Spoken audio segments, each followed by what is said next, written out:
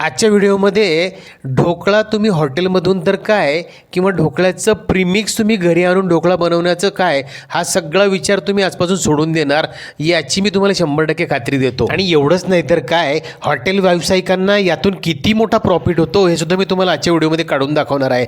त्यासाठी इथं आपण घरची हरभऱ्याची डाळ मस्तपैकी गिरणीवरून दळून आणली बरं का. आणि आता पुढच्या प्रिपरेशनला आपण सुरुवात करूया. त्यासाठी इथं आपण घेतलं आहे साखर, सायट्रिक ॲसिड, मीठ आणि सोडा.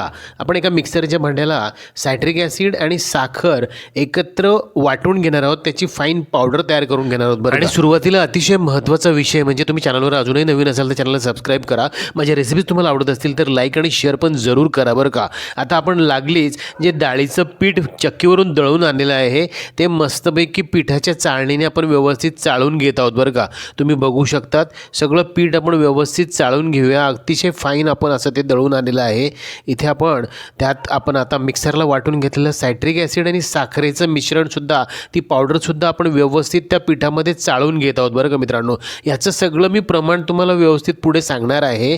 तुम्ही व्हिडिओ शेवटपर्यंत बघा आणि या प्रमाणावरती हे सगळं अवलंबून असणार आहे. त्यानंतर आपण इथे घेत आहोत मीठ आणि सोडा.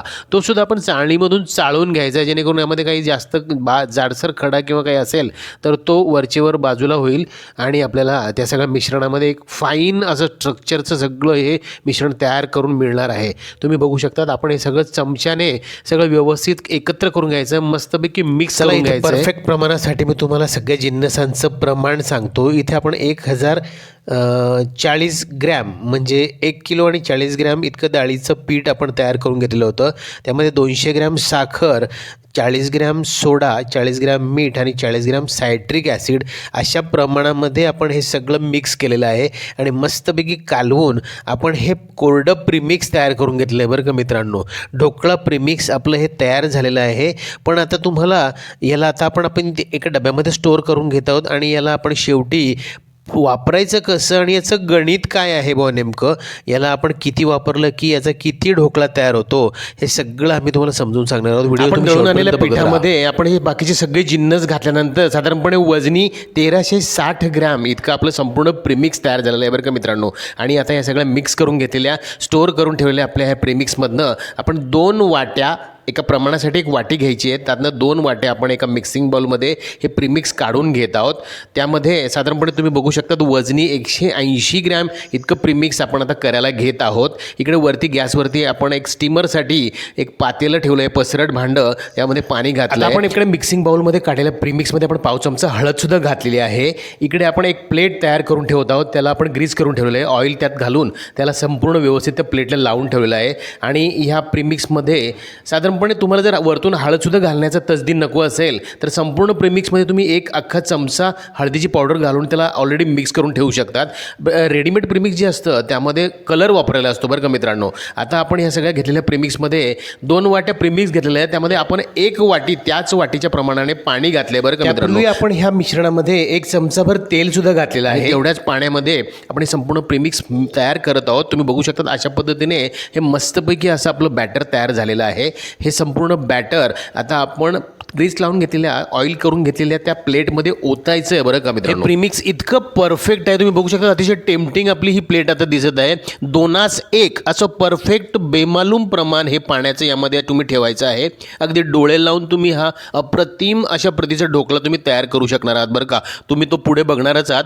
आपण याला आता ठेवलेल्या प्लेटला मस्तपैकी 15 ते 20 मिनटं आपण याला मस्त स्टीम करून घेतलेलं आहे हाय फ्लेमवरती. तुम्ही बघतच आहात आपली प्लेट अगदी मस्तपैकी अशी फुलून आलेली दिसतेच आहे. आपण इथे पुढचं सगळं कटिंग वगैरे तुम्हाला मी दाखवणार आहे. आवर्जून लक्षात घेण्यासारखी गोष्ट म्हणजे आपण स्टीम करून घेतलेली ढोकळ्याची ही प्लेट खाली काढल्यानंतर संपूर्णपणे थंड झाल्यावरतीच आपण सुरीच्या मदतीने याला कटिंगला घेणार आहोत. आधी आपण एजेस मोकळ्या करून घेतल्या आहेत आणि नंतर तुम्ही बघू शकतात अतिशय सॉफ्ट असा हा ढोकळा सुरीच्या मदतीने आपण आपल्याला हव्या त्या आकारामध्ये कट करून घ्यायचा आहे.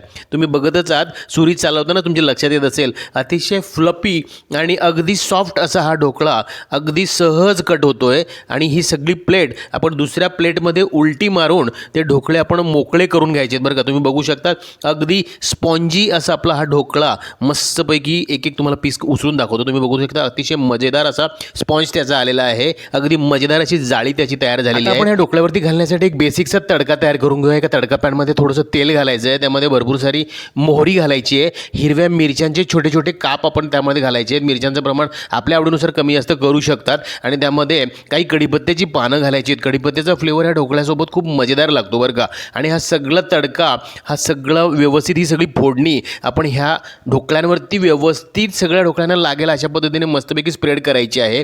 तुम्ही बघत आहात अतिशय मजेदार असे हे ढोकळे त्यावरती घातलेली ही सगळी फोडणी खूपच टेम्पटिंग दिसते नाही का. आताच माझ्या तोंडाला पाणी सुटलं आहे. बरं आता ह्या स्टेजला आपला ढोकळा हा कंप्लीट झालेला आहे बरं का. पण पुन्हा एक स्टेप आपण यामध्ये ॲड करणार आहोत जो हॉटेलवाले आवर्जून करतात. एका तडका प्लॅनमध्ये त्याच पॅनमध्ये आपण एक वाटीभर पाणी घेतलेलं आहे.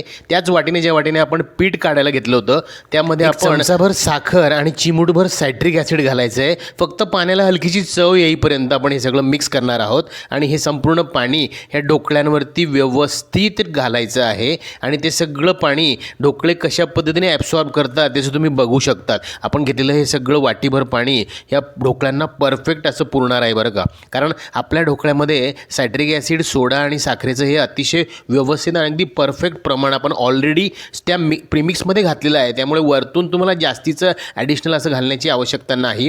पण अशा पद्धतीने ढोकळे हे मार्केटला दिले जातात, त्यामुळे आपण असं तुमच्यासाठी इथे आपण हे वरतून पाणीसुद्धा घालत आहोत. तुम्ही बघू शकता अतिशय टेम्पटिंग हा ढोकळा तयार झालेला आहे. या ढोकळ्याचं आता ॲक्च्युअल गणित तुम्ही बघा. आपण ज्या आधी फोडणी घालेपर्यंत याचं वजन झालं होतं 400 ग्रॅम आणि त्यानंतर आपण हे साखरेचं पाणी घातल्यानंतर याचं वजन आम्ही करून बघितलं आहे ते साधारण 600 ग्रॅम इतकं भरलेलं आहे. 180 ग्रॅम आपण फक्त प्रीमिक्स यासाठी घेतलेलं होतं, त्याचं 600 ग्रॅम म्हणजे जवळपास तिप्पट वजनी हा पदार्थ तयार झालेला आहे बरं का मित्रांनो. आणि तुम्हाला ॲक्च्युअल याची डबाभर आपण 1360 ग्रॅम जे प्रीमिक्स तयार करून घेतलेलं आहे ते अवघ्या 100 रुपयामध्ये बनलेलं आहे. त्यामध्ये 80 रुपयाची डाळ आणि 20 रुपयाची इतर जिन्नस अशा पद्धतीने आपण हे सगळं काही तयार करून घेतलं आहे मित्रांनो. तुम्ही बघू शकता 100 रुपयामध्ये 1360 ग्रॅम आपण प्रीमिक्स तयार केलं आणि त्यातलं फक्त 180 ग्रॅम आपण इथे वापरलेलं आहे. त्याचं 3 पटीने हे ढोकळे तयार झालेले आहेत. म्हणजे तुम्ही याचं नफ्याचं मार्जिन तुमच्या शहरातल्या ढोकळ्याच्या किमतीवरून काढू शकतात. मला कमेंट करून कळवायला विसरू नका. व्हिडिओ पुढील भागात बघत राहा माहिती recipe. Thank you for watching. Good bye. Take care.